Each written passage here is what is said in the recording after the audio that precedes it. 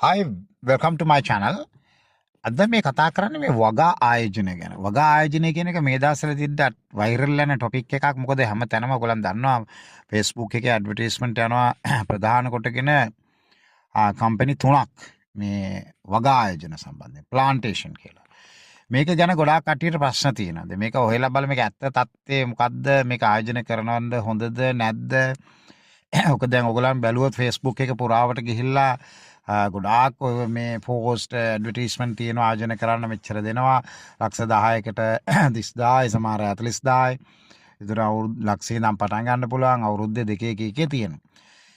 දැන් මේක ඇත්තටම කල්පනා කරනකොට මේ සාමාන්‍යයෙන් ව්‍යාපාරික ලෝක බිස්නස් ගැන දන්නේ අය බිස්නස් ගැන පොඩි දෙයක් හරි දන්නේ අය ප්‍රොෆිට් එකක් එන්නේ කොහමද සාමාන්‍ය සාධාරණ බිස්නස් එක මාසෙකට කොච්චර ප්‍රොෆිට් එකක් එනවද අවුරුද්දට ප්‍රොෆිට් එකක් එනවද කියන ඒවත් කිසිම දෙයක් අවබෝධයක් නැති අය තමයි ආයෝජන කරන්නේ. දැන් මම කියන්නේ මේක නරක දෙයක් කියලාවත් මේක මෙහෙමයි කියලා කියන්නේ නෙමෙයි පොඩි මං දැනුමක් ලබා දෙනවා. ඒක මත ඔයගොල්ලන්ට පුළුවන් මේ ආයෝජනය සම්බන්ධ තීරණයක් ගන්න ඇත්තටම. ඒ කියන්නේ මම දැන් කිසිම දෙයක් මේකට බ්ලේම් එකක් දාන්නවත් මොකුත් නැහැ මම කිසිම දෙයකට. නමුත් පොඩි අවබෝධයක් අනිවාර්යයෙන්ම ලබා දෙන්න ඕනේ කියලා මට හිතුණා. ඒක මොකද්ද කිව්වොත් මේගොල්ලන් කොහොමද මෙච්චර පර්සන්ටේජ් එකක් අවුරුද්දකට දෙන්නේ? දැන් මාසිකව ගත්තොත් දැන් හිතන්නකෝ රුපියල් ලක්ෂ 10ට රුපියල් 30000ක් දෙනවා නම් ඕක දැන් 30000 ඒවා 12ක් දෙනවනේ අවුරුද්දට. එතකොට බලන්නකො සාමාන්‍යයෙන් බැලුවොත් 3,60,000ක් දෙනවා. එතකොට 3,60,000ක් අවුරුද්දට ලක්ෂ 10ට. ඒ කියන්නේ 136ක ප්‍රොෆිට් එකයි. එතකොට ඒ විතරක් නෙමෙයි ඔක ඇඩ්වර්ටයිස්මන්ට් දාලා කතා කරලා දෙන දෙනාට 10%ක් දෙනවා. එතකොට ඒක තමයි එයාට ලක්ෂයක් දෙනවා.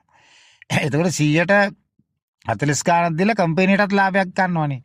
එතකොට 100ට ඒගොල්ලන් 120ක් ගත්තා. 30ක් දීලා ඒගොල්ලන් අපි තුන් 20ක් ගත්තා කියලා.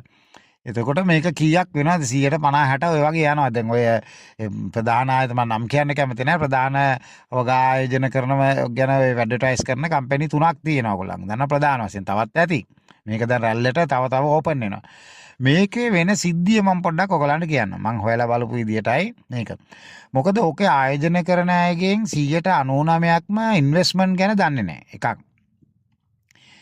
ඕකේ හයි රිස්ක් එකක් තියෙනවා. හැබැයි මේ වෙනකොනොත් කිසිම කෙනෙකුට පෙසිම වංචාවක් නොකර ගෙවාගෙන ආපු ආයතන දැන් ඕකේ ඔයා බාන්න ඔය කියන ආයතනවල ඔය මේ සල්ලි දාලා ඉන්න ඒගොල්ලන්ට ඔය කමෙන්ට් එකක් දැම්මත් කේන්ති යනවා. ඒගොල්ලන් කියනවා හුන්ටටම ගෙවනවා වෙලාවට ගෙවනවා දිනේට ගෙවනවා ඉරිදා පොයේ කියලාත් නෑ වෙලාවට ගෙවනවා කියලා ඇත්ත කතාව ගෙවනවා.